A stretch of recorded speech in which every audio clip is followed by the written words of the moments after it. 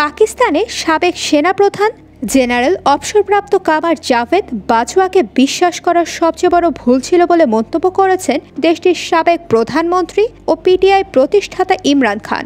সম্প্রতি মধ্যপ্রাচ্যের সাংবাদিক মেহেদি হাসানকে দেয়া বিশেষ সাক্ষাৎকারে তিনি একথা বলেন। এক প্রশ্নে সাংবাদিক জানতে চান ইমরান খান তার কারাবাসের জন্য কাকে দায়ী করেন। উত্তরে ইমরান বলেন, আমি নিশ্চিত এই অগ্নি পরীক্ষা সাজিয়েছিলেন জেনারেল বাজওয়া, আমি আর কাউকে দায়ী করি না। সাবেক প্রধানমন্ত্রী আরও জানান, বাজওয়া সূক্ষ্মভাবে পরিকল্পনা করেন এবং পরিকল্পনাটি বাস্তবায়ন করেন। পাশাপাশি তাকে একজন প্রতারক ব্যক্তিত্বের অধিকারী হিসেবে উপস্থাপন করেন। জাতীয় ও আন্তর্জাতিক পরিমণ্ডলে বিশৃঙ্খলতা তৈরির জন্য মিথ্যা বয়ান তৈরি করেন, সবই তার মেয়াদ বৃদ্ধি নিশ্চিত করার জন্য, এমনটাই অভিযোগ জানান ইমরান খান।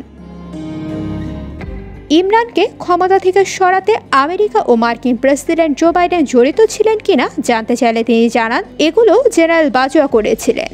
তিনি আরও জানান, আমেরিকার নেতাদের কানে কুমন্ত্রণা দিয়ে তাকে আমেরিকার শত্রু হিসেবে উপস্থাপন করা হয়েছে। ইমরান খান বলেন, মিথ্যা ও বানোয়াট বয়ান তৈরি করে জেনারেল বাজওয়া জাতীয় ও আন্তর্জাতিক ক্ষেত্রে বিশৃঙ্খলতা তৈরি করেছেন। এর ফলে গণতন্ত্র ও পাকিস্তানের উপর কতটা নেতিবাচক প্রভাব পড়েছে তা তিনি বুঝতে ব্যর্থ হয়েছেন।